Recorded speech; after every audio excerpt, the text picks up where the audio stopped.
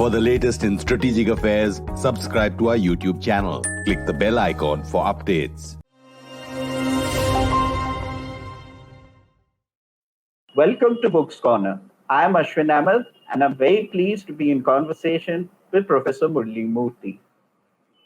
A renowned academician turned author, Professor Murti's recent book, Supersonic, is on the market. The book, which is a thriller, is his first foray into rewriting history, as he calls it.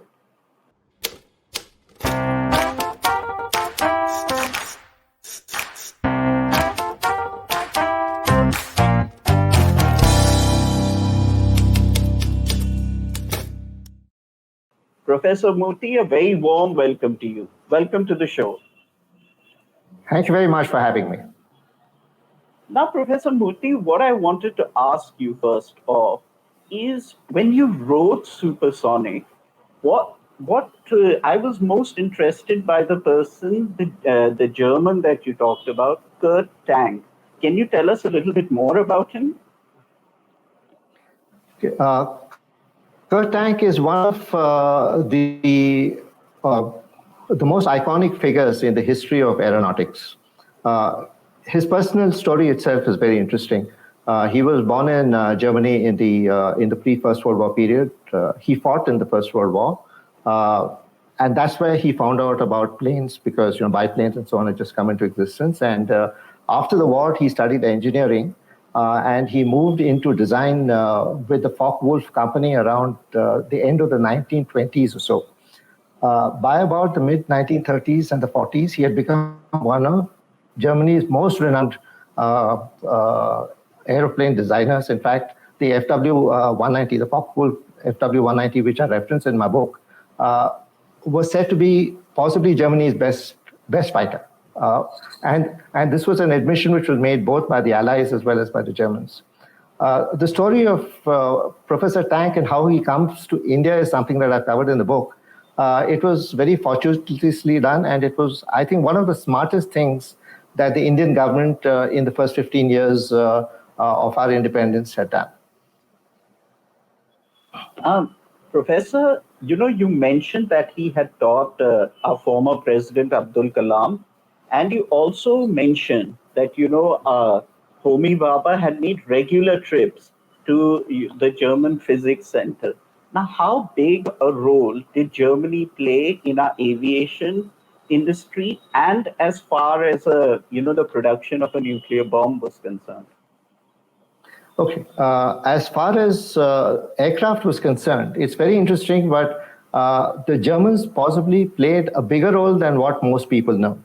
They've been, in fact, Kurt Tank was the third wave of Germans who landed up in India. The first aeronautical engineers out of Germany came before the Second World War. They came to India because they felt that there was a possibility of a market and so on in those days. The second wave of Germans came immediately after the Second World War. That was in the period between 1946 to about 1955. In fact, in the Indian Institute of Science, the very first wind tunnel which was constructed was partly due to the work of a German. So Kurt Tank and his engineers represented the third wave, who came to formally design an aircraft, produce it. It had to be world class and so forth. But as far as nuclear weapons was concerned, I'm sorry, I should have also answered your second question. There was almost no role. But Homi Bhabha was very well known in the community. He was a leader among the group of nuclear scientists. He was an internationally renowned administrator. So he had a lot of role to play in the negotiations which led up to the Non-Proliferation Treaty. But Germany actively helping us with the nuclear bomb, nothing on record. Professor, now you mentioned both. I don't know how this is. It's of course fiction, but you mentioned Lal Bahadur Shastri and the mysterious air crash in which Homi Bhabha passed away in. So, how much access did you have to research on the internet, etc.? Can you tell us about the research part of it? Did you have any interesting conversations with people?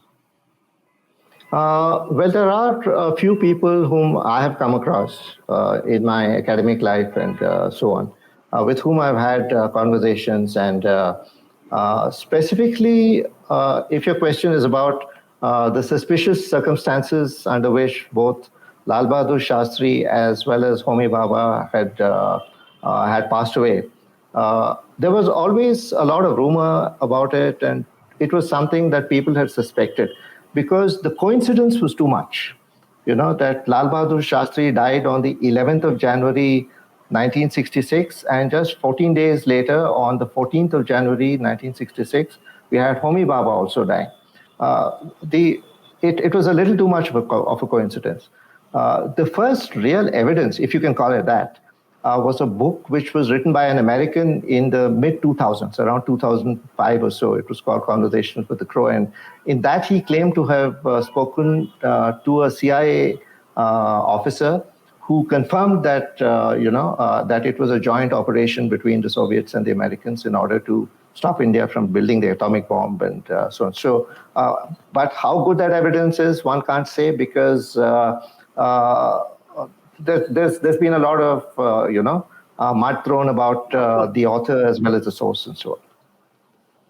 Now, Professor, you also mentioned quite rightly that the Americans were very skeptical and very anti-India, and of course took a great effort to stop our nuclear program. Now, why did they not or seem to not do the same towards other nations, especially China? As far as I can tell, was it, the fact that China could detect this spy agents with greater ease than we could? No, I don't think it was that. I think it's very important to understand, Ashwin, and this is a point which I think, or which I hope has come out in the book. It's difficult for people today to understand just how dangerous the 1950s and 60s were, because there was no control over nuclear weapons of any kind. Anyone, in theory, could actually manufacture a nuclear weapon, and that was seen as a major threat, especially in the context of the Cold War. So there was a move towards non-proliferation, which had started around the time of Eisenhower, and it accelerated after the Cuban Missile Crisis. In fact, the Cuban Missile Crisis was a trigger which made people sit up and think that something has to be done about these awful weapons. You can't just, have everybody. So the NPT became the focus of all the efforts, and that in the Cold War was one of the rare examples of cooperation, complete cooperation between the USSR and the Americans. Now, in the book, it's not that they were anti-India. That's a point which I've tried to bring out. What I would say was that in the context of the Cold War, one can debate whether their actions were morally abhorrent. But in principle, for the Americans and the Russians to say that, look, nuclear non-proliferation has to stop, or nuclear proliferation has to stop. There has to be a treaty. Control has to be brought in. That was the driving force. The methods which they used, as was typical of those days, were all morally abhorrent. And that is something which thankfully has stopped over the decades. But it's, just to summarize, the 1950s and the 60s were an extraordinarily dangerous time. And that's something which people forget. Professor, one of my favorite parts of the book is when you move into the uncle and his nephew, and their meetings with ministers, etc., to facilitate defense contracts. Now, this seemed very real to me, at least the scenes that you have described. What kind of research did you do for that, and especially the scene with the minister? I won't give away too much. That actually seemed like a real life incident. So could you talk a little bit about that? Yes, the scene with the minister was absolutely real life. And obviously, I'm not going to give the name of the minister. No. I was not there as part of the sales team. I just happened to be there at that time. But in that particular chapter, the picture of Delhi that you get and how Delhi had changed as a city in which suddenly corruption was becoming, very common. And that was actually the spirit in which I wrote that chapter. But it was absolutely real life. And I'm happy that you mentioned it because it means that I achieved my objective as an author. And if I can press you a little bit, Professor, the uncle and his nephew, are they based on some real life characters, or maybe parts of their characteristics are real, quote unquote? No, both the uncle and the nephew are pure literary creations. It just struck me that whenever people talk of an air crash, and especially when they talk of the crash of Air India 101, people only mention Bhava. Now, there were 117 other passengers on that flight. And I've always wondered what was their story and what was the story of their families and so on. So I felt that was an interesting literary device to bring in. Professor, I'd see throughout the book, though it's one would say a very thoughtful, but at the same time also a very racy read, that I do see from time to time, bitterness that your various characters voice about corruption, about whether India used the right kind of aircraft. I'll not go into more details here. Is this some of the corruption? I mean, is this some of the bitterness? I won't call it bitterness, but criticisms that you yourself hold? I mean, how much of the what your characters are voicing is within you? Not very much of mine. It's not an expression of my own frustration. Obviously, as an Indian, I find it very unfortunate that all of this has happened. One of my objectives in writing the book was to let people know that in the 1960s, India was one of the 4 countries in the world, the only 4 countries who had the capability to produce a supersonic fighter bomber. And from that to today, where we've become the world's largest arms importer, it's a very sad story. This is something that could have been avoided, and that's the thing that I wanted to show. But that was not the main point. The main point is that India's journey towards weaponization of its atomic bomb, which is something which I also talk about a little bit in detail. Our first blast was in 1974. And we did not have a credible weapon system that could be delivered till the end of the 1990s. So it took us about 25, 27 years. And the research shows, and this I've done some formal research, the research shows that among all the nuclear powers, this was the longest period of time. No other country has taken such a long time to be able to weaponize this. And as far as the frustration about and the cynicism, that is something which I hear voiced from the defense establishment. So it's I'm just being a mirror in that. I'm not actually I'm just pushing you a little bit, because I won't again go into detail. But one of the scenes where there is active talk of traitors, and the person reacts very strongly to that. So I was just wondering, is that something that you had heard, or you felt at some point? So that was the reason for my asking. I finally want to ask you here. Yes, sorry. No, please. Almost everything which I've said is based on conversations which I have been either a spectator to or in which I've taken a part.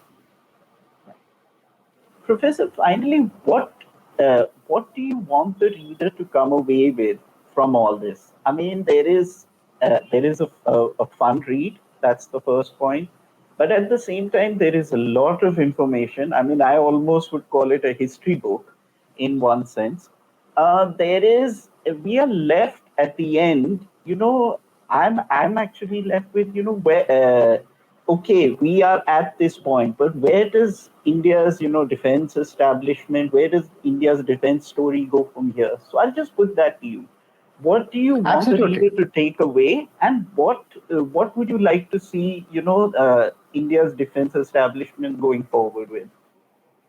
Okay. On this, I'm absolutely on my home ground. As I said, I've done my PhD in technological innovation and the comparison between India and China. And it's important to remember, and it is vital to remember for all Indians, I think, that India and China started at roughly the same level. But in every aspect of strategic technology, China has moved so far ahead of us that it is something that should be of serious concern to everybody. I am an evangelist for innovation. I'm an evangelist for technology. So I believe we can do much more. I know for a fact that there are Indian organizations and people, both in the private as well as the public sector, who've done very good work. But somehow this has not led to the kind of development and the kind of advancement which one sees in other countries. So in the final chapter, I make that point. In the last part of the final chapter, that Indians really have to understand that technology is central to life today. It is very important that we have our own technology. We had access to Code Tank, we had access to William Messerschmitt, who were two of the world's greatest aeronautics designers. If I were to use business jargon, for instance, I would say that the inability of India as a country, the establishment, to build the relationship with Messerschmitt and Tank, take it forward, strengthen it, leverage it over the years, was a very significant failure. And that is not something that we can allow or we should allow to happen from now on. Professor Murti, I could go on talking to you about this because this is a fascinating subject, but I'm afraid that's all we have time for. I wish you luck with this book, and I do advise everyone to read it. It's a fascinating read. Thank you so much for taking the time out to talk with us. Thank you very much, Ashwin. It was a real pleasure being on your show, and I also want to thank everybody else on the backstage side who've taken care of me so well. And I do hope all that I wanted to say in the book will also get across to people. As I said, I'm an evangelist for all this, so I'm happy if the word goes out. And so are we. Thank you very much. Thank you, Professor. Yeah, thank you.